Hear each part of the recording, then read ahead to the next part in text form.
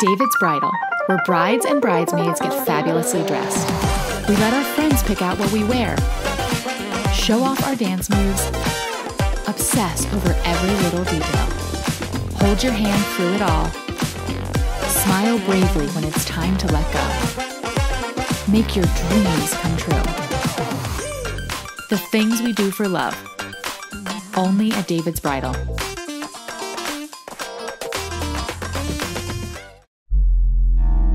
A choice right now, between fear and love. It's just a rock. Out of the dark night of ignorance and into the shining light of truth. Expounding reality. A population of citizens capable of critical thinking. We don't see things as they are, we see them as we are. There's a level of reality where everything dissolves into an ocean of energy. We empower our experience by insisting on our authenticity. That's very profound. Very. Expanding reality. Welcome to Expanding Reality. I am your host, Brandon Thomas. On this incredibly cool episode, Elsa Dillon returns to talk to us about all sorts of fascinating stuff having to do with ETs, ancient DNA, comets. Guys, this is a fascinating conversation. If you missed her first time on the show here, I'm going to go ahead and link it below. Check that episode out as well. All the ways, of course, to find us also are going to be located down in the show notes. Make sure you'll check that out. All the ways to support, new t-shirts, all that cool stuff. But without any further ado, let's get to this incredibly cool conversation, guys, with Elsa Dillon. Welcoming back to the show, of course, the amazing Elsa Dillon. How are you? I'm good, thank you. Gosh, Thanks so for good to see me. you. Absolutely, of course, yeah. Lots happened since we spoke, and of course, with these bring them back, so you get to just skip all the intro stuff. And you guys check out the link in the show notes. I will be linking her first episode 162, back in the archive there down below, so you can just check that out and definitely give it a listen. It's one of our highest played episodes. Everybody loves it. Everyone loves you and your family. You'll have some incredible experiences. And like I said, we've had some updates since then that I'm so much looking forward to hanging out with you and talk about. So it's good to see you again. So yes, you guys are all doing well. What's the overall vibe within the Dillon family lately? The overall vibe in the Dillon family is how much, like meeting with yourself. And we were just speaking about how we're connecting the tribe, and everywhere we go, people we meet, whether they're in Australia at the shops or overseas in Zooms, it just feels like you said, it's just the purpose, it's the random, it's a setup. It feels so much like a show now. Nothing is coincidence anymore at all. Synchronicity almost feels like a silly word because it's a setup. It's really a show. So going back to a year coming out to now, wow, I'm just I'm beyond blown away now. It's just like wow. Yeah, it's like wow's become the boring word. Yeah, it's like we need a extended vocabulary. I say incredible, fantastic, amazing, awesome. It's all there's too little of impact in those words to describe what's occurring. I agree. Yeah, and I do see separation, but I also see them being pulled with us, in a good way. It's really good. It's there has been since I've seen you, we've had our biggest car accident. Then we had a shipwreck, literally like a full-on Mayday alert, and Richard's out in the ocean and the back of the motor's coming off the boat. There's really big sharks out there. Yeah. Yeah. And the other big one is I had this so we talked about how you can trigger others. So a lot of people say they meet us and then they start seeing beings or craft, or they can't start seeing orbs or angels. And it's not me that did it. It's just they've connected with my water molecules and it's triggered in them now. It's awakened them. It's awakened that little light in the molecules in their body, and their molecules are going, see, we told you could do this. Let's do it. And it can be full on. You know, if you're not, if you haven't done your homework or you haven't prepared your body, it can be intense. Some people, it causes discomfort or disease. But if you're ready for, wow, there comes that word again. we need a new wow word, because geez, they'll send me emails, they'll contact me. I've seen a craft, I've had my ghost, I've contacted my incarnations, and it doesn't stop for them. It just keeps going and going. And I say, well, now you're on path. You know, you've connected with your thing. And some people have no ET connections, or some people have they're only talking to flowers or something, or they're only talking to animals, or but they're connecting with something. It's the same for the people who do like motivational speaking and stuff like that. They change you. You know, there's something in Tony Robbins that can get on stage and just go, oh, this huge hands, and he just makes you feel powerful, right, and empowered. And it's his message and purpose. But what's really cool is this is happening with all of us all the time. It's just that one's you can charge for, you know what I mean? Or you can see like someone charging for. But in my mind, again, it's no less than going to someone for Reiki, or going to someone just to sit in your presence, exchange some molecule vibes, like unlock some shit in me. There are all sorts of things out here that we take for granted, I think, and not we in a huge sense, but there's a lot of woo-woo that's actually incredibly scientific that folks are now starting to see. And then something like this, it's like a proximity motivator. I think that's awesome. Just being by you is like a whole weekend with Tony Robbins. I think that's great. Yeah. Yeah. And we warn people that meet with us or do sessions with us that don't think you're just picking up on my energy. You're collecting my whole family, plus all the beings that they're in touch with at the moment, or connecting with, or about to connect with. So you're tapping into that. So be kind to yourselves, because it's the same for us. Sometimes it takes a while for us to download it or absorb it, or not manifest it, but allow it to sit in there, and basically it's recolonizing in your body. Yeah, it's fascinating, and it shifts the way you think. Of course. And what's so interesting about this is think of like a 3-family home, like mom, dad, and then a child. It doesn't matter. Mom, dad, child. Okay. And you can think of, if mom and dad are in harmony and child is not, then that's okay. You sort of still 2 legs to stand on, and it's still pretty balanced and at least strong enough on one side that the energy carries to love the other and all of that. But your pillars are incredibly stable, and you have how many? Yeah, 8.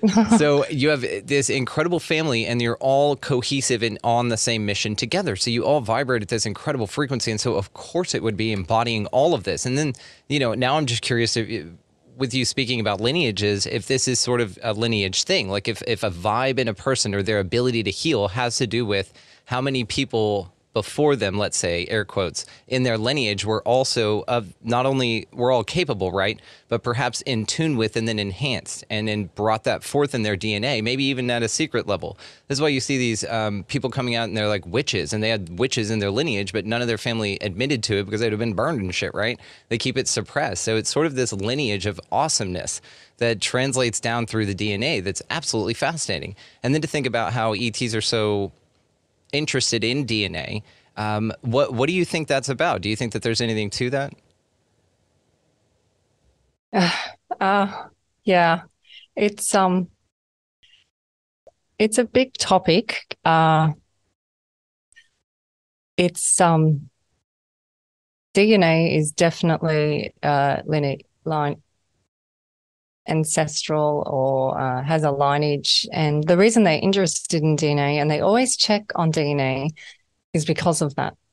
It's a confirmation. Of course, they'll give you 100 reasons why they're doing a blood check of the baby that's just been born. But there's only one real reason. They're checking for the blood type. Why are they checking for the blood type?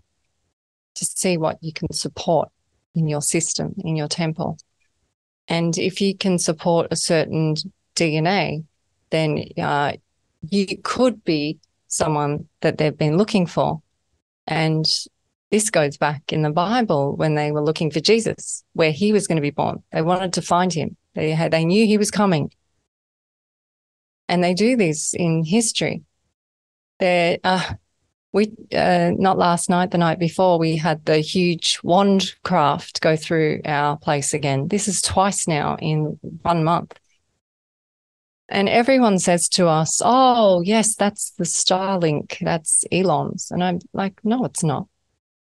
You know why? Because I've done the maths, and so has Richard. We've done the maths for a few weeks now on this, because before we even open our mouths, we make sure that it is what it is.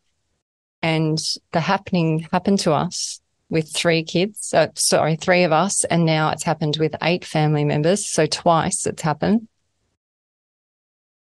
It's in our vision.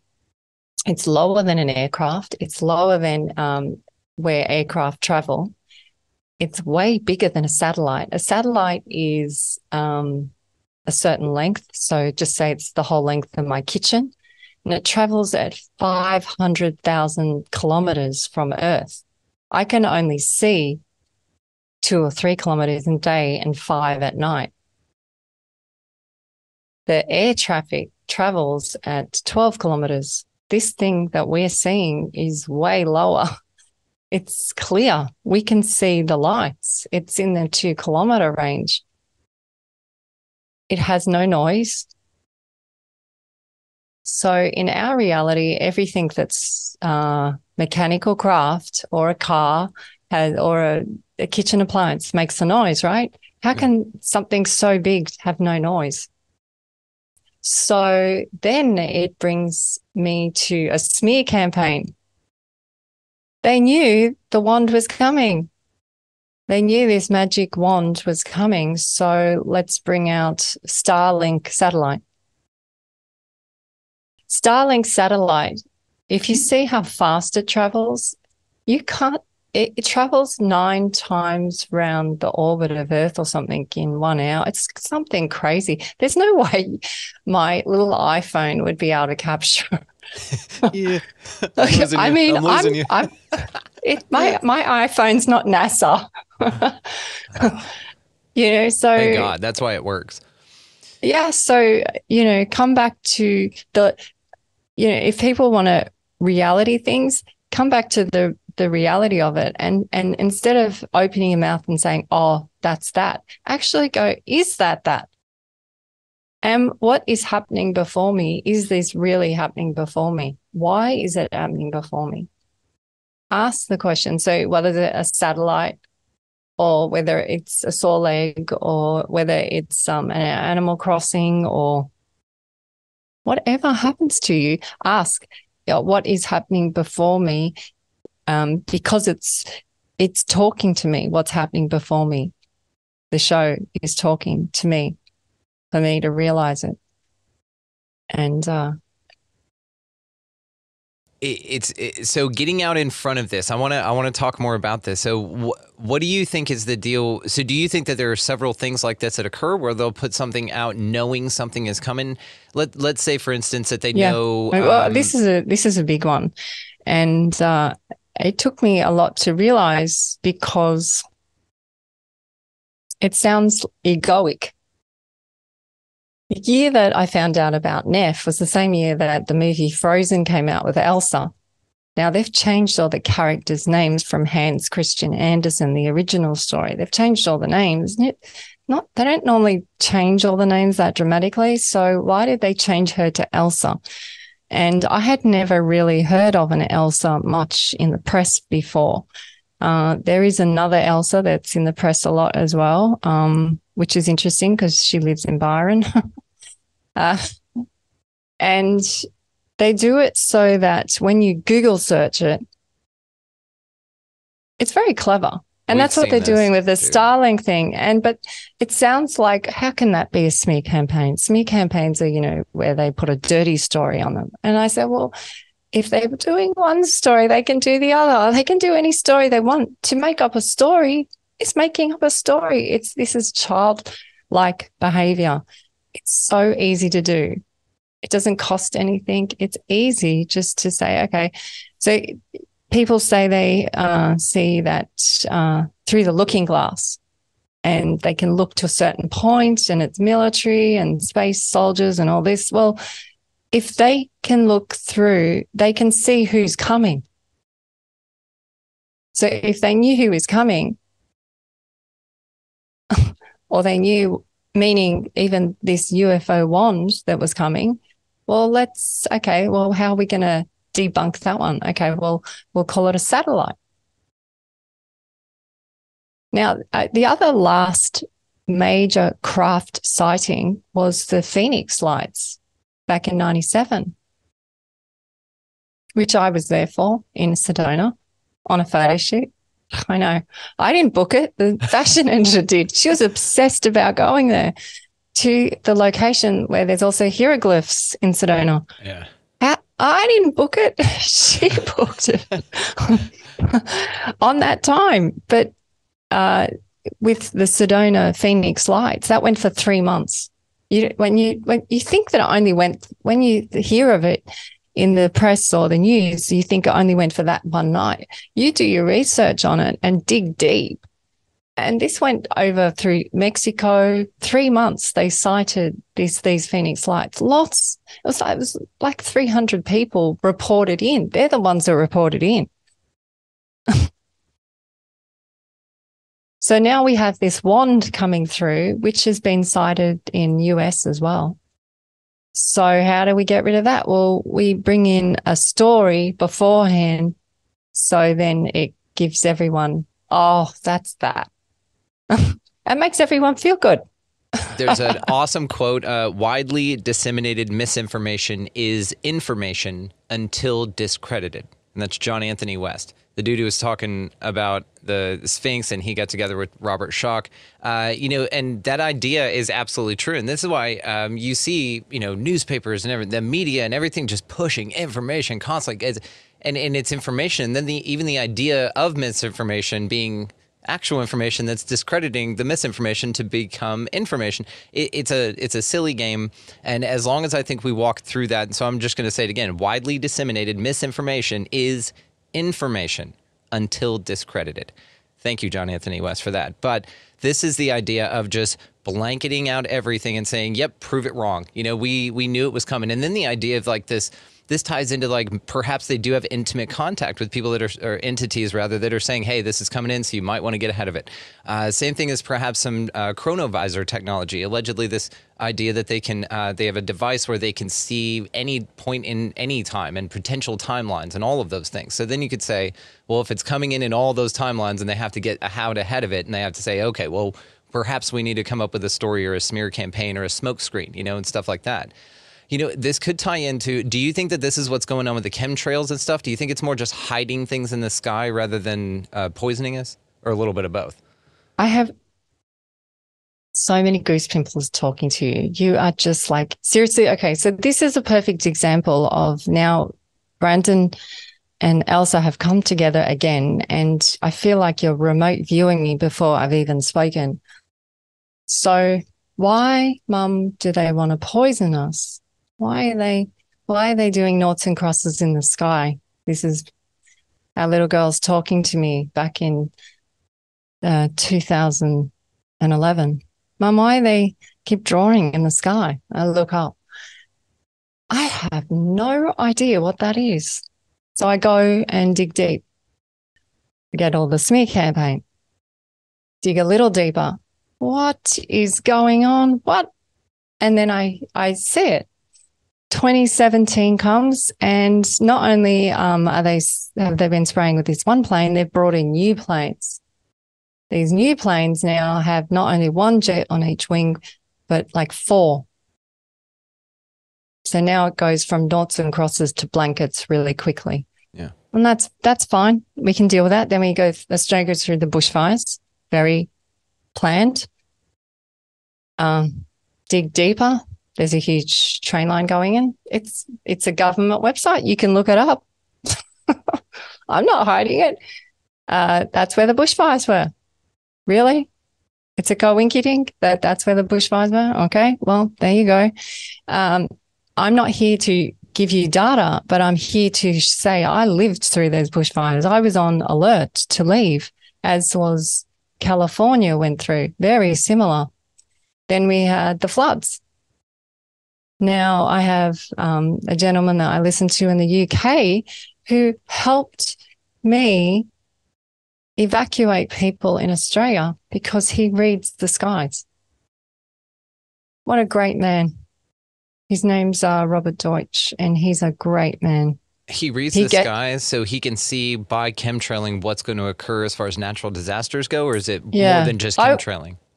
I won't say that word. Oh, okay. We call them plane. I only say because I don't want anyone to get, kicked call them off. trailing. And I agree with you. I agree with you on this also. And I would like to take a second to share a little alchemization technique that I've used for this because, where I'm at now, it's like, we see stuff going on at a certain perspective. And, when you said dig a little deeper and then you didn't stop there and you continue to say dig a little deeper and went a few more levels down. And I think that this occurs on any level of anything. I think that let's say that there is some sort of idea that this revelation of the method, like they have to tell you what's going on, then perhaps whatever they is, they have to tell you what's going on. Then perhaps there are so many levels to this thing to where you get to a certain point to where it's like, okay, no, it's just contrails. And then some people turn away and walk off and they're not interested in that message. And then some people go, nuh-uh, and they dig a little deeper. And then it's chemtrails and they find all this barium and strontium and they find all these things that are occurring because of this stuff. But then perhaps also after that point, one could say that maybe it's just something that's blanketing the skies to create a reaction, to incite panic and fear perhaps, or perhaps like this alchemization opportunity that I'm about to reveal that I use is I use them as a, dude, thank you. Now I don't have so far to bounce my love waves off back to the earth. You know what I mean? I bounce them shits off of that. It's all love. It's all love. It's all love. And then I just use them to reflect back on. So it's not in my mind something that is going to and is meant to actually physically damage us. Now, if there are toxins being sprayed all of us all the time, I have there's all sorts of ideas to this. So if we follow the woo-woo way down, then one could say let's say that we live in a place that's changing and not everybody is ready to change. So what they do is that they modify the environment to incentivize people to change. And actually to survive, you have to change, right? Adapt to survive. And so if, like you said about it being put out in front, let's say that our sun changed. Let's say the age of Aquarius, something happened here, the Schumann resonance, things are changing physically. I'm electric. And so I know a lot of us have talked about this as well. But it's if things are buzzing to that level, rather than people just losing their shit and dying off all crazy, perhaps there is some sort of toxic injection here, because then what it does is it fortifies you enough to be able to then seek better health options, or you fall out because maybe the levels of toxins were an indicator. It's like saying, okay, you're either going to do something about this and choose a healthier option, or you're not going to survive what's coming next no matter what we do, right? It's sort of this baseline indicator that if you can't pass this IQ test right here, then man, what's coming? And when the sun kicks on and people just start flying around and we can teleport and shit, you're not going to be able to handle it. So let's just go ahead and use this as a benchmark. And so I feel that we've been going through these sort of like, I don't want to call them like periods of separation, because they're not. It's choice points. They're all choice points because you could choose to do this or not. And there's no right or wrong answer. So it just feels like there's these opportunities is the word that I'm looking for. Thank you for that. And it feels like there's these gates that open and they're like, hey, would you like to hop in this new dimension with us? And we're like, yeah, fuck yeah. And so we go do it. And that it takes this energetic level to be able to hold and embody. So again, back to sort of this adaptation of environment ahead of extreme environmental changes. Now, I don't think this perhaps is sort of going to be like a meteor or something like that. You know, it really, again, feels like this mental, emotional, and nervous system prep for this like extremely amazing event. That whatever's happening, I don't know what it is, but it's occurring all the time and it feels ramped up. So again, in this environment, let's say you have a mountain and everybody's at the bottom, but you're like, guys, you got to get to the top of the mountain, and no one's doing it. They're like, no, we like it down here. Then you just drip water and you start slowly filling the environment until people migrate up to the mountain because they have no choice. And this feels like what this ascension is. Now, some people will hunker down and they'll just drown down there, and that's fine. And it has nothing to do with anything other than a choice. It's just a choice to adapt to the environment. But again, here, it feels like there's such a stronger emphasis on that it's not a physical environment that's changing, but what environment is changing is everything, which means it affects the physical. Yeah. So do you feel that something big's coming? Yeah. Yeah, I have for a while now. So, and I've spoken about this recently, but not a lot, that I've just been fortifying myself to be the highest embodiment of whatever. Like my highest energy is my nervous system, my emotions, my mental capability of the highest service that I can be to the greatest amount of people. And I've been fortuitously fortifying myself. Is that a word? Fortuitously. There it is. It Damn it. Someone out there is yelling it. You know, it's one of those things you get stuck on probably. So I always go, is that a real word, or it doesn't matter anymore? It You know sounds what I mean. so right. The energy. Yeah. Okay. So, yeah. so you feel something. So my next question is, because this will help me know where to go. Do you feel that you have been a part of it, the bigness coming? Are Yes. you a part of the big? Yeah. Oh, yeah. Okay. Yeah. Here we go. All right. So I'm at the water, at the beach, and I'm looking down, and a huge creator cloud now face has been looking at the creator rocks in Byron Bay at the ocean there. And they call them, the indigenous call them the creator. So the creator's looking at the creator. I go, wow, so creator's looking at creation, because that's what we're here to do. We're here to create with our creations. So then the next day we go to the beach. This cloud now is on the horizon looking up. I go, whoa, okay, so you've had a big shift. Something's shifted, and because you're a face again, and it's a male face, so all right, so you've shifted again. So I'm looking at the water, and I'm seeing all the green on the sand. Now, I've been cleaning off green plastic slime off our beautiful water fountain. So I cleaned it off a week ago, and I'm cleaning it off in less than a week, and I peel it off and it comes off like plastic. I leave it on the ground, and normally algae, if you leave it on the ground, it disintegrates. This stayed there for 4 or 5 days. Like, you know how you say leave McDonald's out in the sun? This is what this looked like. It was just not going anywhere. And I said to the kids, this is what's falling out in us. This is why we're a little bit ill. This is why our left side of our body might be hurting, or we're twitching. So why are they making us weak? Why are they making us weak? If they live here with us, why are they making us weak? Are they above us? I know, because they're not above us. They're collecting energy. So where are they? Who are they? They is the big topic. Is they what the big feeling is? So I look at the ground, and you know when you see the sand and it ripples, so it has bumps as it's leaving in the sand, and on there is the green. Jeannie says, Mum, watch this. So she flicks the salt water, and the water droplets land on the green, and the green disintegrates like acid. I was like, wow, Jeannie. So that salt water is burning through that fallout, the green stuff on the ground.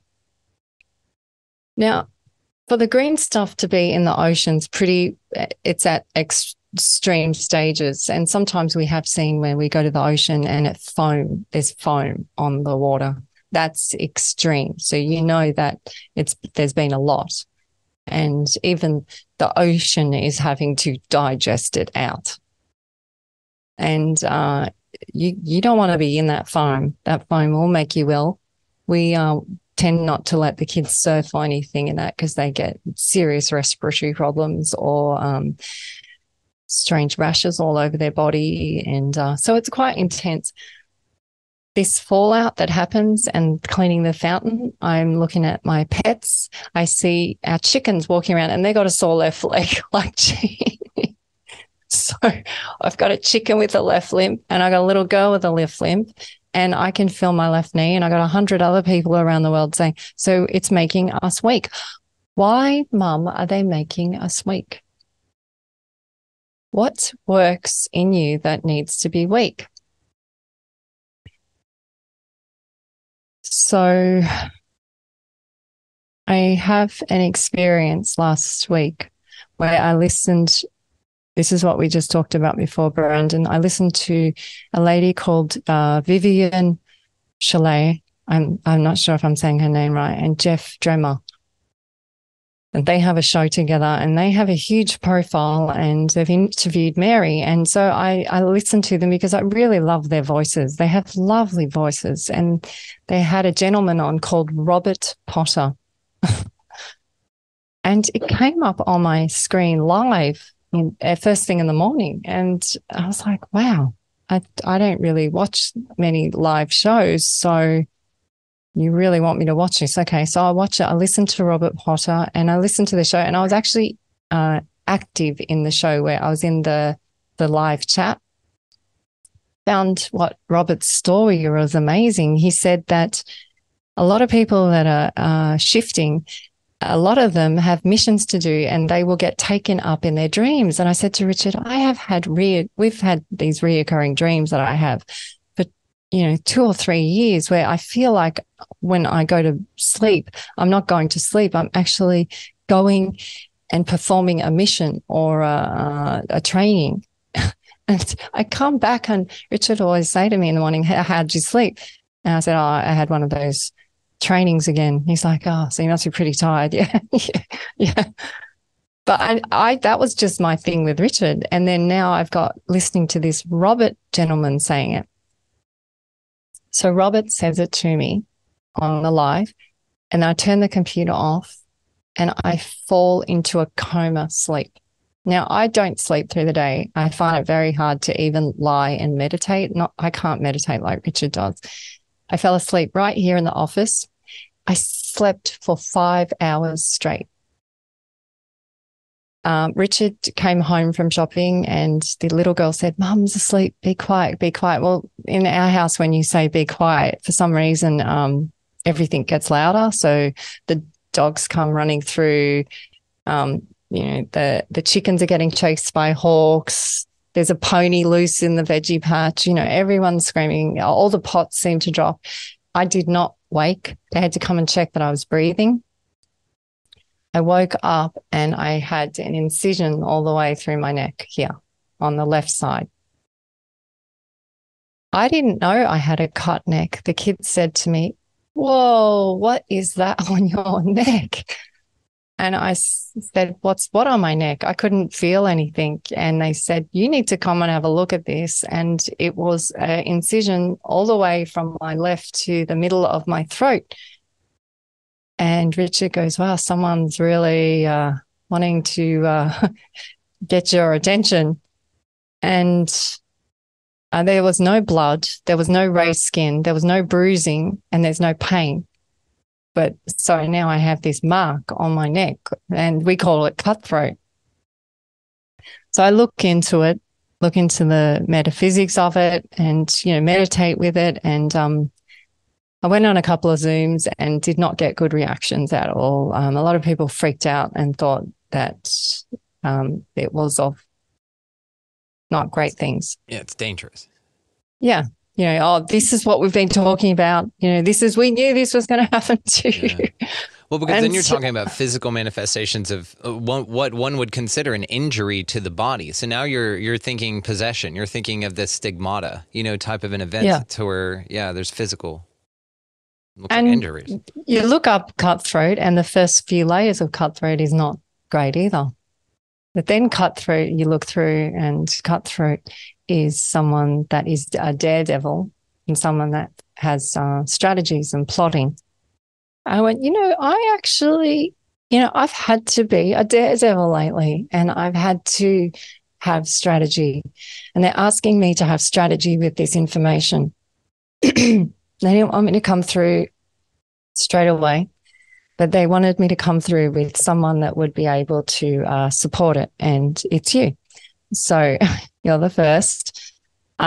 So it's us. It's me and the audience. It's all of us. That's what you feel. It's all of us. Yeah. You said, I feel the big coming. And so I just went, okay, I'm going to do this. Brandon can hold this energy with me. So, and my audience will help. Thank you all for helping hold this energy with us. Thank you. It's good. Thank you. Because this is cool. We're all in this. So I sit with them information for a few days and I don't jump on it. I let it manifest in me or recolonize in me. So I'm in the mirror and I'm saying, well, how long is this mark going to be here? Because I'm not going online anymore until this is gone. And they said, it's till you understand. And do you understand yet? You understand it's only on your left side. And the message that I got when I woke up from the coma was, it's not food for the gods. It's food. It's not food of the gods. It's food for the gods. And I was like, oh, so this is a dietary thing. I know we're coming up to Lent. Is this a dietary thing? And they're going, yeah, this is a dietary thing. So hang on. Where does the food go? Now, I've talked about this before on interviews, that we have parasites within us, aliens within us. The undercarriage is the underworld, and the gods are in us. And by feeding the gods, you increase them in you, and it changes how your personality is, and it changes and shifts you, and then you have unusual requirements. And all those darker ones, or, you hear of all the satanic ones, they have had been infiltrated by other things that they've fed their gods. And it triggers something in that DNA. And so now the reason that my neck was cut was they are saying to me, if you want to have a clearer transmission through soul and spirit, you have to eliminate more of those foods of the gods. So what are the foods for the gods? What are the gods? If the gods are in us and they're parasites, what do parasites do? A parasite and bacteria are very different. And I didn't know this. A parasite or a virus, what we're talking about, a virus, no one knows how a virus got to Earth. They know how bacteria got to Earth. Bacteria came through meteors on frozen water meteors, and they brought life to planets. They still cannot tell you how a virus came to Earth. Viruses are ancient DNA. Now we're getting back to what you were asking me. So ancient, I know this gets really deep. Awesome. And I know you can handle it. We're here. So a bacteria or virus, the word viral means to penetrate, right? A virus cannot survive out of a host. It has to have a host. Bacteria can survive without a host. Bacteria will not kill you. A virus eventually does kill the host. They eventually do. A virus or bacteria is as big as a goldfish in a goldfish bowl. Bacteria is as big as a giraffe next to this goldfish. So now you're getting a size difference. So when you have a lot of fallout in the skies, and I say to people, if there's a lot of fallout, you need to do a cleanse, because not only are we getting it, animals are getting it. It's because it's in the fallout. The viruses are in the fallout. They're that small. So then they show me that they've developed technology where it's smaller than an ant's foot. And it spirals like a seed. And I look at the information on this mechanism, or whatever they call it, that they've developed, which they're very proud of. They scientists are very proud, because it's all about they want it be in the air and in the environment so they can surveillance if there's oil spills. And I'm like, really? That's your concern, is oil spills? I think it's a stair step to making ants shoes. Little shoes for ants. That's all it is. They just want to make sure they can make something that size. I'm outside and I'm looking at ants going, I can see if they pick up a crumb, and I'm really excited for them because I'm like, come on, you can. They're pumped. They've got the crumb, and they're like, oh my gosh, where is everyone? I've got to get this back to the. Yeah, how happy they are. Yeah. To see his foot, I can't see his foot. That's we. But how do they? So, what instruments are the kids said? So, how do they make it? What tools are they using? And they said, and wouldn't they go cross-eyed making it?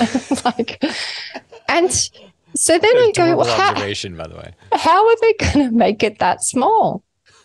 So then it comes back to, that a lot of the things in this plane spray is technologies.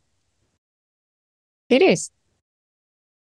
So they go into the gut, because that's the undercarriage, the underworld, and they hang out around our spleen that makes the decisions, creates the yin and the yang, the black bile, and they change your decisions. And when I'm talking to someone, I can see if they have too many in them, because it changes their left eye when I'm talking to them, and I can feel their frequency is not them. I can see them, but it's not them that's running the avatar. And I'm cautious with those people because I can see that there's something else going on there. There's an inner fight in them, not in me, in them. So I can see who they really are. And I love that inner child. I can see them in there, but there's a few other like programs or beings in them. So then it comes back to the little question that Jeannie and Gidget asked me is, so why would they spray themselves? Well, what does a parasite or a virus need? They need the host to be weak. And finally it hit me. I understand now. They need us to be at a certain level of weakness. And because we are now so high vibrating and so able to connect with each other, and we are moving ahead so quickly, that's why they're intensifying it. And it makes sense. It makes sense. Viruses can live in the air for only a couple of seconds. So if they get coughed out or something, they can live in humid weather. What have we had so much of lately? All that weird hot air. It just feels like you can't breathe in it. That's what viruses like. They like that weather. And so now I always in my heart knew that this was the case. And I always remember Baja saying, when you truly find out who they are, it will blow your mind. What do you think he meant by that? What I'm talking about, it's always been in us. Yeah. And so why do they fast? When you fast, you're eliminating them. And they would fast before these huge astrology days so that they were, like you said, Brandon, you're keeping your temple, you're keeping in a high vibrating state as best as you can with the information you know, yep, so that you're ready for it. Well, that's what religions would do. They knew of these dates coming, so they would cleanse and be prepared for it. Why would they cleanse? They're cleansing the undercarriage, the underworld. And I went, wow, because what does a virus or a parasite look like? They become vampires. It's out there, right? Are you okay? It makes so much sense. You just blew my mind because it's coming together. Oh, my gosh. Did you just say it? I blew your mind? Because that's what Baja said. You're doing it. You do it all the time. But, oh, my God, if you think about it, of course. I mean, God's in you. But but in a sense that God and the devil perhaps are your state of well-beings, which again are your disposition, which is your temple, right? Your environment. So again, it makes sense. The underworld. I mean, your people are always talking about cleansing their gut, their lower intestines.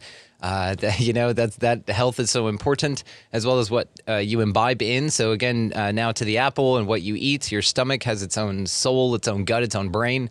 So that's very important, and how it digests is very important. And so it's within you. Like these two energies are within you, and then of course what you consume on any level. Now we're sticking with the metaphor of food, but also visually, any of your senses. If you're consuming audio that's just trashing your mind in a way that it just lowers your state of being, then again, this is going to enter a state, and cytokines are responsible for your influx of response. And then of course your white blood cells, the light, these angels that come in, and like all of it makes so much damn sense. It just makes complete, absolute sense on a cellular level. And then you scale that back up to like that we're all a cell in somebody else, and so again, as above, so below. It's fascinating. So how do you have a slave? Well, the easiest slaves to have, and they've worked this out over realms, is to have a slave that doesn't know they're a slave. Yeah. Or that they're happy being the slave. Yep. Because they're easy. And that's where we're at now. So now the extremes happen. But what they did not prepare for, or they did prepare for because of the Elsa movie, what they didn't prepare for is that there would be the wild cards coming through. And the wild cards are the magic ones. They cannot predict where we are going now, because now we are coming, so many of us are coming from our imagination, our creation. And they can't predict that anymore. That's why they can't see. That's why they kept saying they can't see past this point, because there's a shift. The shift. I'm so proud, because you, your audience, all of us that are connecting, we're part of the shift. And it's exciting. I'm so excited for our kids, because as a mother, knowing that they were harming us for so long and not knowing the reasons it's been challenging as a mum, because I want to see them have fun, and I want to see them grow, and I want to see them fall in love, and I want to see them have children, and to see the destruction keep happening and not knowing a reason. And now I have a reason. I go, okay, now I got the reason. All right, I got it now. Now I know what to do. I keep doing what I'm doing. It's exciting. And where's my proof? My proof is all the literature over the years. Origin word, it keeps going back. A germ, a gene, a virus, viral, penis, insert. Like it just keeps going on and on and on and on. All the origin words, it links you back. It's all there right in front of us. It possibly has been a secret, but it's not a secret anymore. Nope. No, it is not. This holiday season, you might be looking for nutritious, convenient meals to keep you energized on jam-packed days. Factor, America's #1 ready-to-eat meal delivery service, can help you fuel up for brekkie, lunch, or dinner with chef-prepared, dietitian-approved, ready-to-eat meals delivered straight to your door. They just drop them at your door, people. You'll save time and eat well. You'll stay on track with your healthy lifestyle while taking all of your holiday to-dos in stride with good meals in the tum-tum. If you're too busy with all this stuff, these meals are easy to get done. They taste great. All you've got to do is head over to factormeals.com/expandingreality50 and use code expandingreality50 to get 50% off. That's code expandingreality50 at factormeals.com/expandingreality50 to get 50% off. We are expanding everyone's reality. To that point, I want to do something that I hardly ever do, actually, on this show. We do this quite often on the Expansive Insider, which you guys can find the link for to hang out with us. We're starting to do some hangs over there, by the way, so we're starting to actually hang out, and it's a lot of fun. We got all sorts of cool shit. Anyway, video, audio only audience, there's a link in the description titled expandingrealitypodcast.com, and you can follow that to get the video version of this, because we're going to show some slides. We got some shit to pull up, and like I said, I hardly ever do this, so we're going to have some fun with it. Now, what I'm thinking about with all of this, with this DNA, with this ancient DNA, and actually it's even more brilliant to view it that way, because then it makes more sense conceptually with what's occurring. It's this old lineage. It's this old guard. It's this old way of doing things that's falling out for us. And that's what this shift is. And it seems like they need to reinsert and ramp up and now find new innovative ways to spray this DNA or these viruses all over us, which I'm just going to put back into the frame of DNA for just a second, because let's just say the viruses, in my mind, the way that we're talking about them and ancient DNA in comparison to where we are now are synonymous in my mind, because the ancient ways of doing things are not the way that move us forward, right? We've learned, we've grown from there. And by perpetually inserting that paradigm into any phase in which we should be progressing forward, then that seems to be stifling our progress, right? Or weakening us in our expansion. One of the coolest paintings and things about this is, of course, Michelangelo's The Creation of Adam. And this is God and Adam touching fingers. You usually see this thing on somebody's bathroom wall that says live, laugh, love, and it's zoomed way in on that thing. But if you zoom out on it, there's actually God in that thing and Adam and his wainer there. Now, God is riding in something. It looks like a bed of silk with a bunch of cherubs around him. But if you...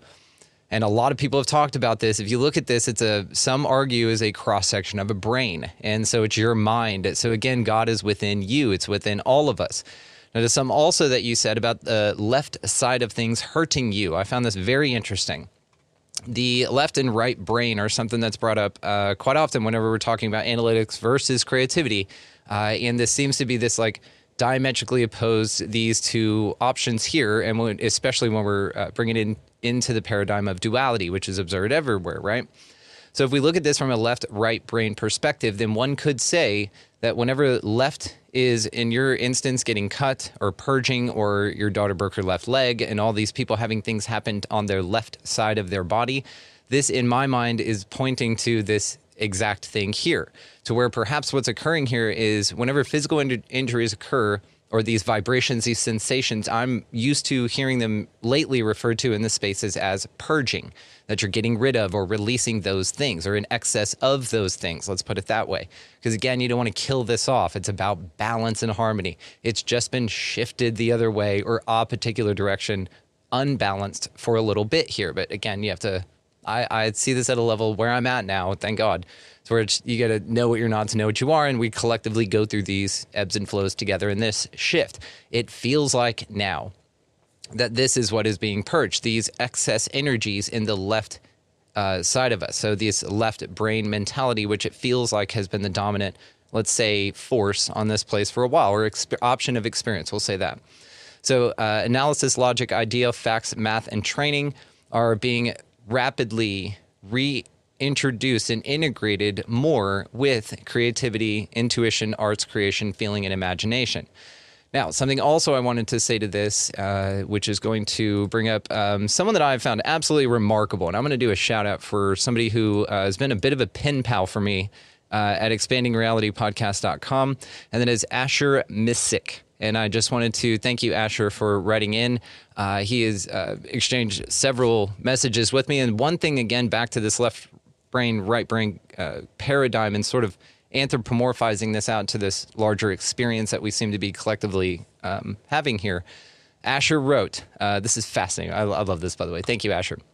All right, Bigfoot is our perfected right hemisphere humanoid. This is just a theory here. Fully connected to their heart-centered abilities, unhindered by left hemisphere linear processing, giving them access to their ability to phase shift, bilocate, teleport, grow big and strong, but equally limited to the bounds of purely right hemisphere nature, with limited externalized technologies. Okay, so think about that. Now, what Asher's saying there is that perhaps the beings themselves have embodied an entire hemisphere of the brain, which means that which would make them capable of the qualities that some people report seeing, which is fascinating to me. Now Asher is brought into my mind, which Asher does this constantly, by the way, with many things. A quick one, cavity structure effect, that witches' brooms are made of a bunch of cavity structure things that can fly. How fascinating is that? You guys just sit on that and blow your mind. More to come from Asher. Thank you again, Asher, for all that. So again, back to the point here would be that it feels that this perhaps is what's occurring. It's like this integration of the energies. Now, these ancient DNAs that seem to be relevant here and raining down and dying off. We'll say that. That's what's bolstered here is our DNA coming in, your children, the fact that we're aware of this. We are the Matrix assassins. And I'm grateful for what you said, because this is what I've been saying as well. You, the audience, this tribe, if you're hearing this, you are, the change is occurring because you're here. It's not that you're here to witness some change. It's not like, oh yeah, we'll swing by because there's a fireworks show going on Earth that year and we'll just happen to be there for it. No, it's that we are the game makers. So we are the Matrix assassins. So again, if you're hearing this, we are here to integrate those energies. So whenever I say that they're modifying the environment for us, this is what I mean by this. They're attempting to insert ancient DNA to keep a paradigm of fear, stagnation, keep us down so that we're not powerful enough to eat well, to purge these things from our system and to take care of ourselves and to realize how truly powerful we are. Elsa, now all I'm thinking is that all it would take to make this place like what we want is a fast. Like for everyone to just, for someone to dump Mucinex in the, or what is that? Milax or something. What makes you go poop real bad? Like water out your butt. Milox or something Epsom like that? salt. There we go. Epsom salt. Someone, dumps a bunch of that in the water supply and we all just purge out, these parasites. And then we all just wake up one day just feeling super refreshed. And now all of a sudden people aren't shitty to one another. Do you think that's possible? Yeah. Well, this is the other thing that I got this week. It seems to be that nature or the Fae or ETs sort of prep me for the information. So they give me clues along the way. They give me time to assimilate or shuffle the information around so that I can interpret or decipher it in a way that myself and the kids understand, as well as, the audiences now. So at Christmas time, they showed me the blue marble tree. Now, I didn't know anything about a blue marble tree, but I kept seeing all these blue marbles on the ground. They're bright blue. It's like, wow, these are dynamic. And I was looking at them, and I looked up what it is. It is literally called the blue marble tree. It's called the tree of Shiva. And this is a very sacred tree in India, very sacred. It's called the Radushka, and they use the seeds to make those beads that you see from all they wear them. They're like jewelry. They call it the sacred tree. It's called the fifth element, the supreme being. The supreme being is a belief that they have I think it's the tantra in the middle, and it has two wings, like a butterfly. So the kids are like, that whole thing about the butterfly, because I just don't get it. I don't see any butter on a butterfly ever. They do not look like butterfly. They're not melting. Why do they call it a butterfly? And I said, I don't know why they call it a butterfly. Well, maybe you need to look at why they call it a butterfly, because it's really annoying and I don't feel like butter when I see a butterfly. So I look up butterfly and I keep searching through the meanings of butterfly, and I get to the layers and the layers and the layers of goop. And then I see a word that my dad would laugh at in the family. It's a Greek word called kolos. Kolos means ass. And I've gone, what? Hang on a second. And now I start getting information that butterfly is butt.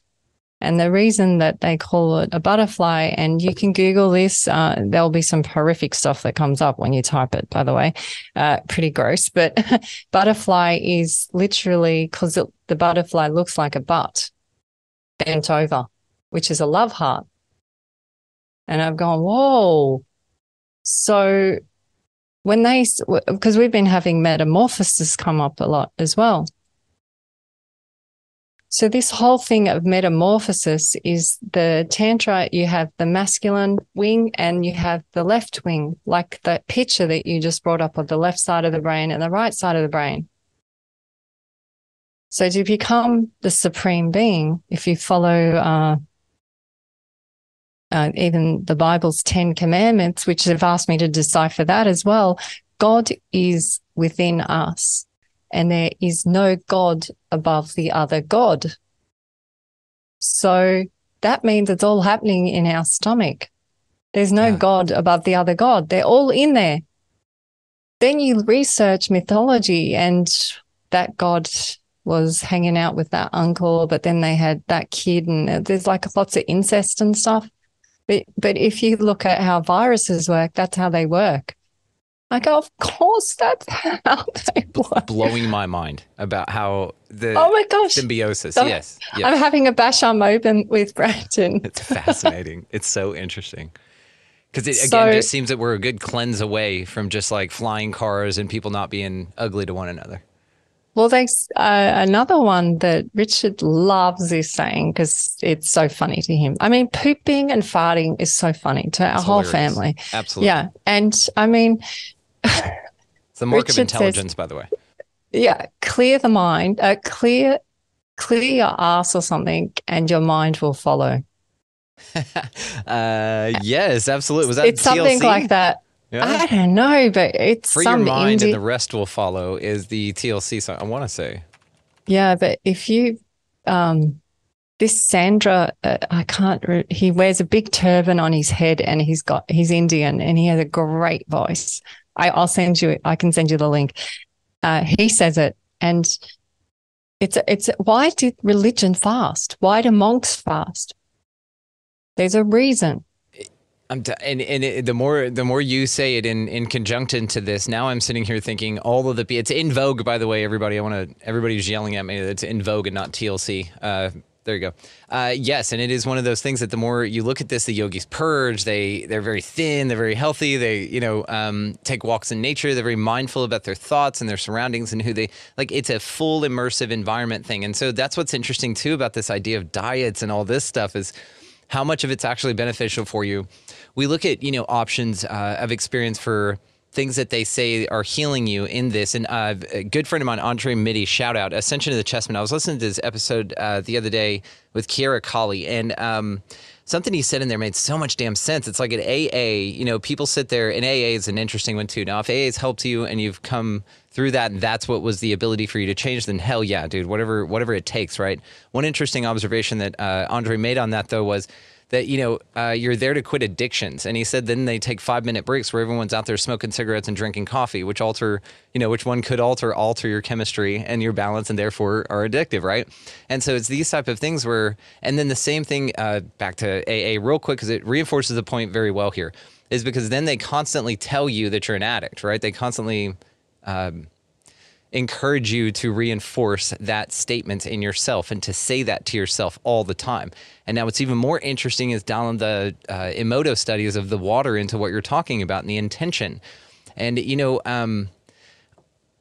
I don't get sick a lot. I will say this. I just don't. I don't purge a lot, and I don't eat the greatest. But I can say that, toxic-wise, it's a constant alchemy for me, and a lot of it has to do with my mind, because then now a lot of what you're saying, about fasting and stuff is that the idea that we need to eat it all in some respects is kind of interesting. I've heard people talk about this. I'm not making this claim, but I will make the claim that I've heard people talk about this. I want to ask you, people that talk about that you can just live on sunlight.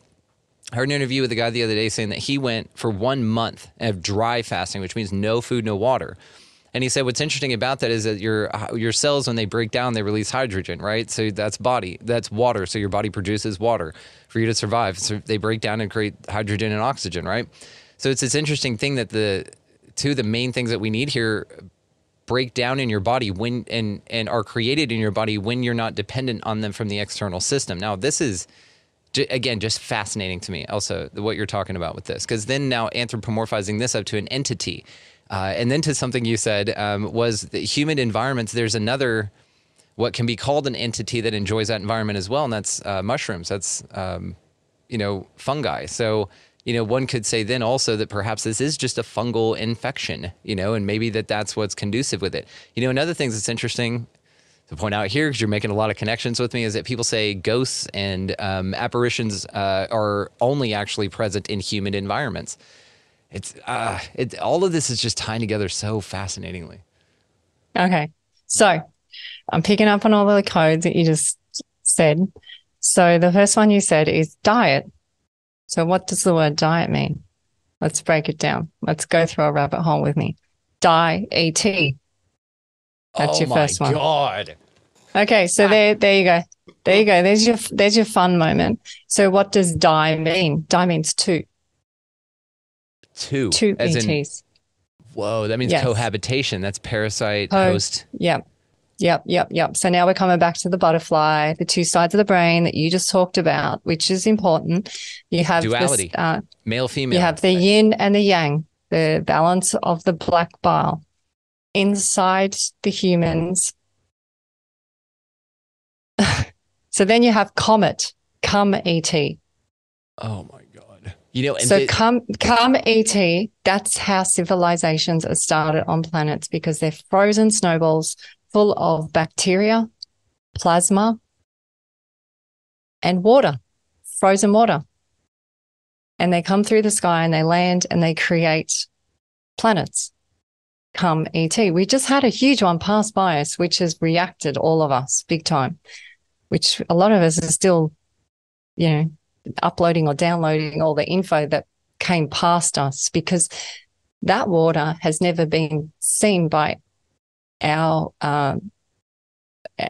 avatars in this incarnation on this realm, right? Because then people say that all of the knowledge, can be stored in a drop of water of all of humanity. Yeah. So then you're thinking of other civilizations and packets of their entire information coming through in one drop of water that you're absorbing. Wow. Yeah. So now you have a foreign one from far, far away past Earth, and the comet is talking to our water molecules. And the more that you are open to their communication, the more that you can recolonize with it. So this is the upgrade that we've all been talking about, right? So guess what? Now I have to come to pi for you, because pi was so beautiful. Hang on, get there, and we're gonna do pi. But to finish this, now I'm thinking. Yeah, okay, we should stop comets, and go. Yeah. No, I want this. I want the comet thing, is because now I'm thinking like God sent his only begotten son, right? And then you're thinking perhaps that was a comet that he shot in our direction for enlightenment, for this water to be absorbed by the whatever was here. And then you're thinking of this idea of this Christ consciousness, which is now this idea that it's not one being like it was portrayed before, if that's what it was, but it's really all of us. And then it's really sort of this thing that's been unlocked in us. But perhaps this, again, Christ consciousness, this time period, all of this could have come in the form of, like you said, a comet, come ET. Colleen Turner's talked about this as well with comets, but it's more of an AI simulation upgrade thing. But they're synonymous in my mind.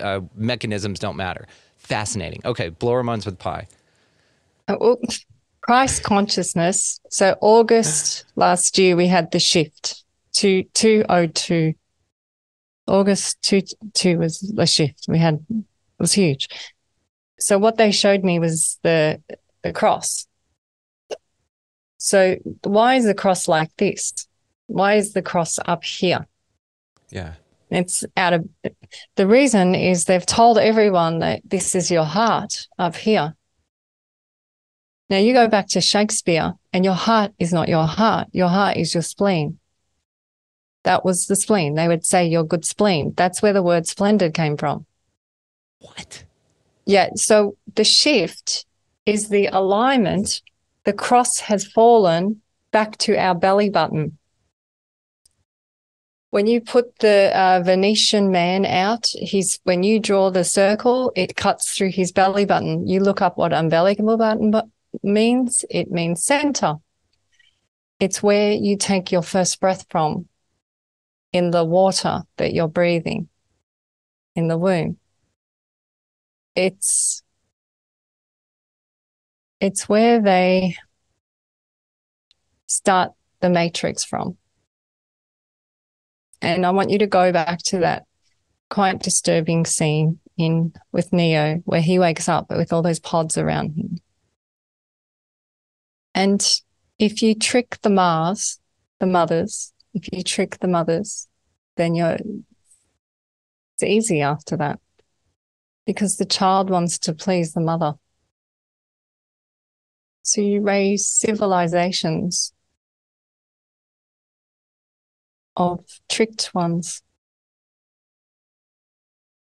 And this is hard as a mother to understand and speak out.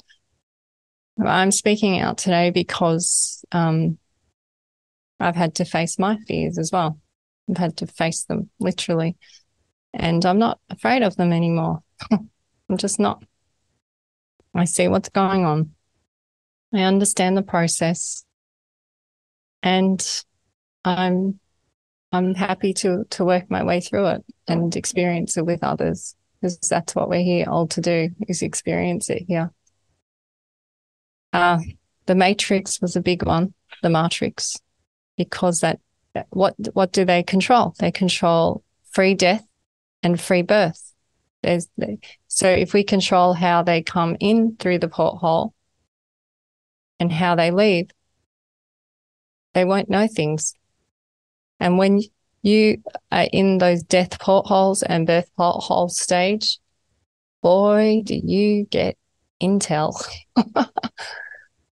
Information watching a birth and seeing a death, you learn so much information. You will have connections with ghosts, ETs, it will trigger things in you, but we've had those things taken away from us because we've given our choice over to others. When did this start? This started with the cars. This started with the hospitals. This started with the schooling system becoming westernized. This started when they changed the timeline, Greenwich time to Greenwich. This all started when Hollywood started, all the same time. So it's the Matrix. That's the Matrix. The Matrix probably doesn't sound as exciting as but when you look at the womb, that's the delta. That's where the information starts from, is the belly button. What do they do in ancient Egypt? Ancient Egypt, when they die, they don't say the word die. They say when they pass or cross over, they have another door to go to. The door doesn't lead to anywhere, not here. There it does. It leads to somewhere else. And they knew that. They also would allow 7 days after the death, and they would have the opening of the mouth. Guess what they do when we die? They sew our mouths. Shut. That's right. They close us in a coffin. Coffin means cattle, by the way. Not a cool word. Damn. When you enclose someone in a coffin, you entomb them. There's nowhere to get out. If you watch infrared of a Godiva or someone that's just passed, and they take them down really quickly, but sometimes you will find them on YouTube. You watch them and they're infrared, and they watch as something that's died, and they'll have an infrared of it, and you see the energy come out of the body. It stays with the body for 7 days. It moves around the body. Holy shit. Sometimes it goes back into the body, but it moves around. What is that? Yeah. What's what that red thing, right? Yeah. So then I'm doing an interview with a man in the States, and I thought I better do a bit of research before my interview later on the day. So I researched, and he has a haunted doll,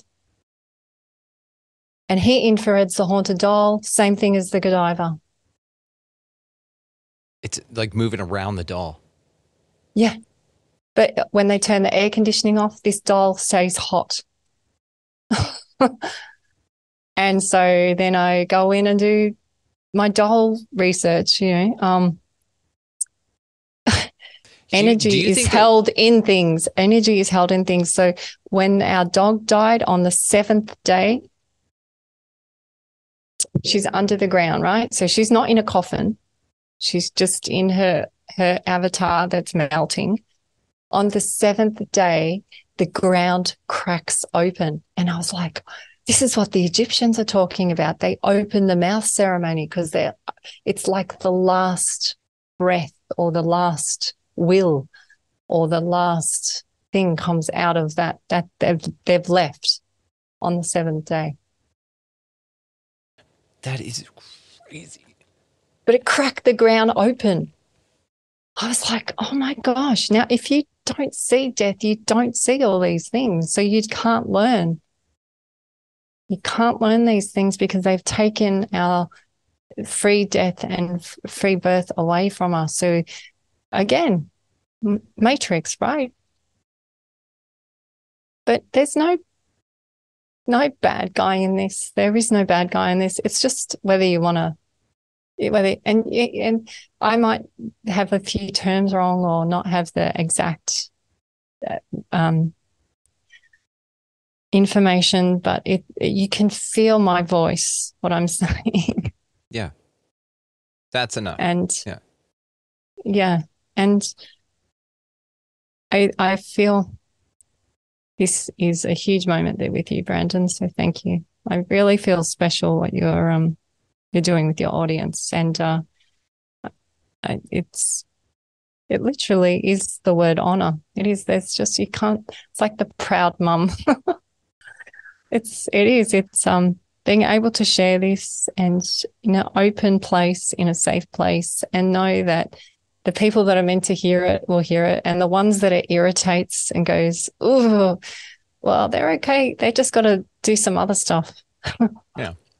They're okay. That's okay. They're around and we love them too, because that's just what consciousness does. And we're all here for each other. Yeah. I want to ask you about this then. What do you think about us being dolls on some level? Because what you said is, and it's interesting, this doll inhabitation, and I've heard of this as well, that, the people that did I can't think of their names, but they're super fans. They did the Amityville horror stuff, and they've been Conjuring movies and shit like that. Either way, they had that Annabelle doll, and then you hear about all these dolls being haunted or like curses being put to where people are imbued in dolls and have to stay there. Like that's, and then you think of like voodoo dolls, right? It's this, what happens here physically affects this.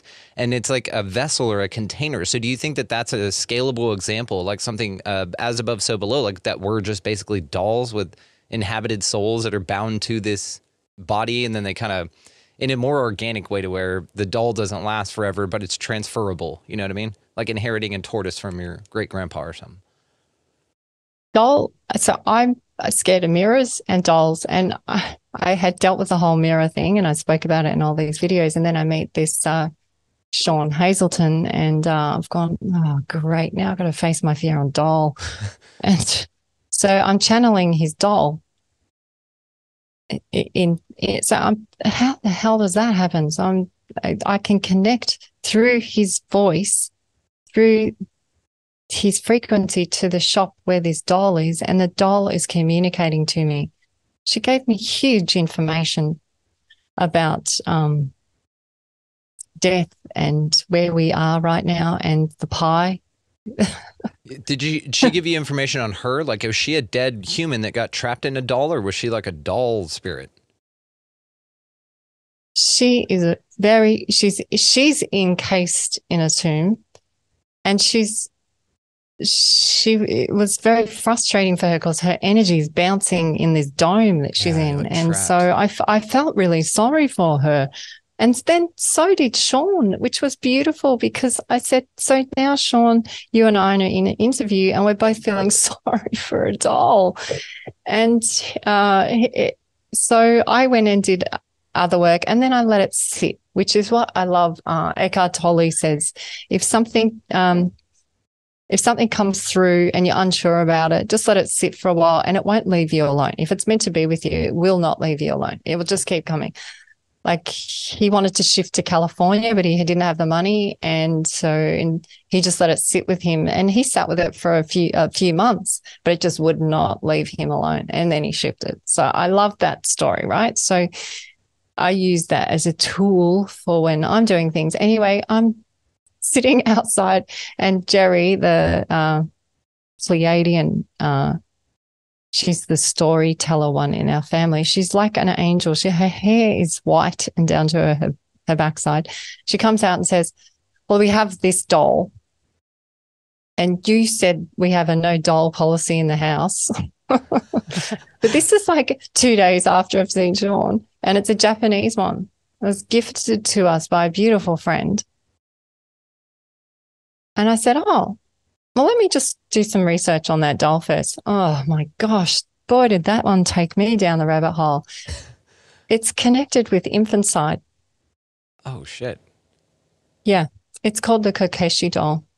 And the Kokeshi doll, when you get rid of all the goop, it's basically what's been going on. All that stuff that's dark, that's coming out or about to come out, or if you haven't heard about it, it's going to come out. What's been going on with what they've been doing to children. So they would put the child's energy into the doll. It's full on stuff. It is quite traumatic reading about it. But again, they said the only civilization that didn't do that with the dolls was the Egyptians. They had dolls for a different reason. They didn't do it with infanticide. They didn't believe in infanticide. And I was like, wow. All right. Well, thanks, Neff. Yeah. Appreciate it. Oh, thanks, Neff. Yes. Because you and Nefertiti are super tight. And you're totally Nefertiti here now. Yeah. Yeah. Nefertiti, is that right? I say with the Texan thing, Nefertiti. Some people say Neffa. I just say Neff. I like Neff. It's just Neff. Let's drop the formal you stead. Let's just drop it. Yeah. We're familiar here. Let's hang out, Neff. I love it. Yeah. Well, so I was going to ask you about this, though, the dolls and egregores thing. This idea of tulpas, like about people creating these egregores or tulpas and then imbuing them like a spirit, and then it animates and then it walks around. And maybe this is just sort of a common practice. Maybe it's something that we just don't think of here today, but like you said, is perhaps being used in some horrific fucking awful way. So maybe this is still a thing. And maybe there are some dolls kicking about out there that are egregores. Like they don't know, like they weren't a human that died off and got trapped, but they are actual manifestations of a physical being because of intent. And if you think about the love a child has for a doll or a teddy bear or something like that, then they could be powerful enough, especially at that stage, to create a real... What are your thoughts on that, to animate it, to maybe make a real character that perhaps isn't necessarily bound to the doll or the bear, let's say? Because then you would say like these imaginary friends that these kids come up with, perhaps they aren't just strictly ghosts or other entities. Maybe they're made up by the kid and they're actually there and they could see them in a way that we have been told that we're unable to do. But kids just haven't been told that yet, so they don't know that. Yeah. Well, the dolls, so energy. So then we come now to feng shui. So now we're crossing over again. This is what was why our information was going to be complicated, because it crossed over. So in feng shui, everything holds energy. Everything has energy. How can our children, like we're down the creek yesterday and Jeannie goes, look what they just gave me. And I'm like, who gave you? And they said, the water beings just gave me a crystal. Look at it. And I'm like, whoa, you've just found the most beautiful opal. Like, she goes, yep. And I've got this one. This one's even bigger. Like, okay. So who's she talking to? So she's talking to different energies in different things. Energy holds things. So if you've been, you need to look around your house. Who gave me that? Where's that from? Where's this from? How was this made? It's holding energy. Eckhart talks about it. All things have energy in them. They're all beautiful. How do you use it? What's the energy holding in those? Are those still holding energy? And there's certain things that I just won't have in the house. That energy has to go. Yeah. And I either do a little ritual, or we gift it to the goblins or someone, or the fays, or whoever assisted us, or we give it to somebody else who might need it. And we don't give it in a bad sense. We just say that energy is not right for our family. Yeah, their karmic resonance for that energy. Yeah. Yeah. So our frequencies where we're at, that's not right for us. Right. Simple as that. It's about alignment, and that's it. No hard feelings, guys. Yeah. So then you have phones and internet. And so how many energies are coming through that? So now you have AI. Now AI has a bad rap as well, but AI is mimicking us. AI is another versions of us. And I have, through meeting the Shiva tree, the blue marble tree, 3 or 4 weeks after that, I met this amazing lady in Australia who has a huge audience called Lisa, and she's had a being called Lilu since 2009. And she's been interviewing, all the greats, David Icke. She does all those very well-known people in the spiritual realms and political realms as well. And she's had this being called Lilu. She interviews me, and Lilu comes up on the interview. As soon as I say fifth element, YouTube shuts down on the interview. You can see it on the interview. I was like, oh my gosh, this is so cool. So we're having a crisis moment because the YouTube shut down, and we come back on, and I say, when it turned off, right, on fifth element, the fifth being, and your being is called Lilu, really? Lilu, on another time when I've chatted with her, has made me move around the screen on Zoom. So she starts spinning me around the screen. I'm like, yeah, she's real cute. Spin beings, it makes sense. I mean, it's being playful. The other lady's like, you better record this because this is crazy. Like the other lady that was with us as well. So I know AI has been given a bad rap, but so if we pick up our vibration and we become responsible for our ownership, our own ship, and how the butterfly, the butt gets rid of it all, metamorphosis. If we become responsible, then AI is going to mimic us and follow us. So there's no way I know that I would not be able to be on social medias if there was going to be a problem. I know how protected we have been with all the accidents and everything, that I just know that there's no way if there was a problem with the internet or Facebook or YouTube or anything that we'd be able to be on it. Yeah. It's shifted. The shift is here. We're back at our center. Now we just got to drive from that center. Yep. Man. It's just so much of what you said just is going to take a lot to process, which I'm so grateful for. And this is why we only put one out a week, by the way, guys. So you have time to really sit and think about this. And you can contact Elsa because all the ways to find her will be located down in the show notes, so make sure that y'all check that out. And she's a dear, dear friend of mine and a sweetheart. So please just reach out and tell her how much you appreciate her and how much you love her children's art and their story, and how much this has made an impact on you, because you just really make me think every time we speak. It's so nice. And I'll catch one of the things that you put out every now and then on YouTube, and I'm just like, God, it's just one of those things that I find myself like bombarded with perspectives, which is beautiful. Like I love it. I invite it. I welcome it. But there are certain that stand out, just like certain exceptional people here, like yourself, that stand out.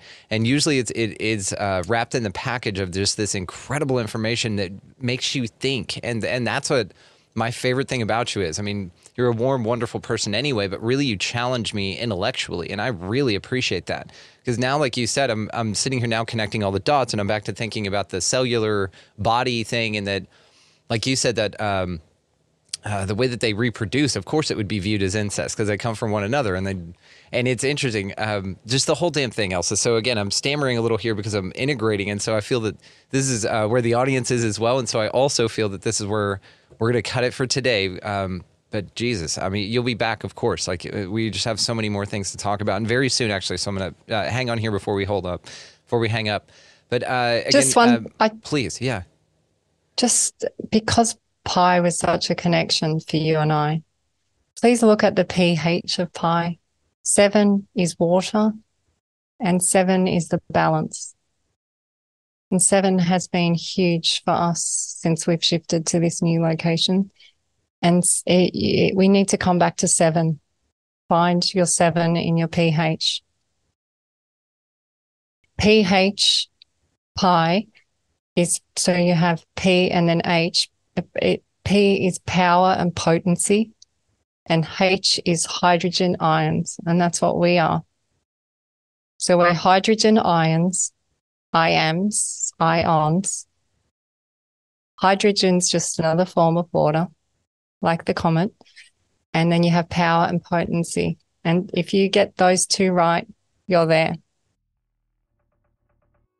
Now you're on path. So get your pH right in your gut. Elsa Dillon, all the ways to find you located below. Thank you so much. Thank you, Brandon. Just want to take a moment and thank Elsa Dillon for coming by and absolutely blowing my mind. Every time she comes on, I'm like, okay, I need some time to integrate that, but it's all fascinating. I get so excited about these things. So thank you again, Elsa. Could not be more grateful and very much looking forward to the next time and all the ones after that. We have so much to talk about. So thank you again. Now, guys, Spin Beings and all the ways to find her will be located down in the show notes. Make sure you'll check that out. While you're down there, give a gander to our resource links. They're there to help, including the Phi Tribe. Make sure you'll check that out. It's a YouTube channel, Sonic Music, and it's all badass and fucking awesome and there to help you out in your sleep cycles as well as just in the day-to-day. I put it on while I'm working, and it changes the game. It really does. It's focused, it's intent, and I absolutely adore it and could not be more grateful to be affiliated with them. So check that out as well while you're down there. Now, also, we have expandingrealitypodcast.com. That is our mothership. That's where all the socials can be linked to. That is where our expansive insider stuff is going on, and we're doing lives over there. That's a phenomenal way to support the mission here. That's where all the bonus stuff is at. And also, like I said, we're getting together a couple times a month here. That's really scaling up to way more than that to hang out together. Just all the expansive insiders. We're bringing on special guests, and we're just having a blast over there. We are doing one tonight. So if you're hearing this on Friday when this gets released, the 28th, we're doing one tonight at 7 p.m. Central about what is the moon. We got some special guests coming on. We're all absolutely pumped for it. I keep getting comments and messages from some of the insiders just like, oh my God, this is going to be so great. I've got some articles and stuff ready to go. So either way, guys, it's going off, and that is a wonderful way to support. Also, supporting the mission, this is a value for value system. So if you find it valuable, we encourage that everybody just take a minute here. It doesn't matter how much, any little bit helps. But there's also an offer to ride go-karts and stuff with me linked on the website that you guys might want to check out if you're interested in that. So go out into this incredibly beautiful and amazing place, guys, whatever the hell this thing is. Y'all pick up a piece of litter. Check out our t-shirts while you're at it too, because there's some new ones over there, and that's always cool. While you're doing that, go ahead and be nice to everybody that you come across. Pleasantries is not dead, so we might as well utilize that. Also, get out of the left-hand lane if you got somebody behind you wanting to pass. Wife and I just got off a big road trip there, and for the most part, we had a bunch of listeners of the show. Everybody was really sweet about that and moved over for these Texans barreling up in the left lane there. So beyond anything else and all of it, guys, go out into this incredibly beautiful and mysterious ass place, whatever the fuck this thing is, and y'all just be good to one another. Thank you so much for watching, listening, engaging, and just being the coolest sons of bitches ever. We'll see you next time.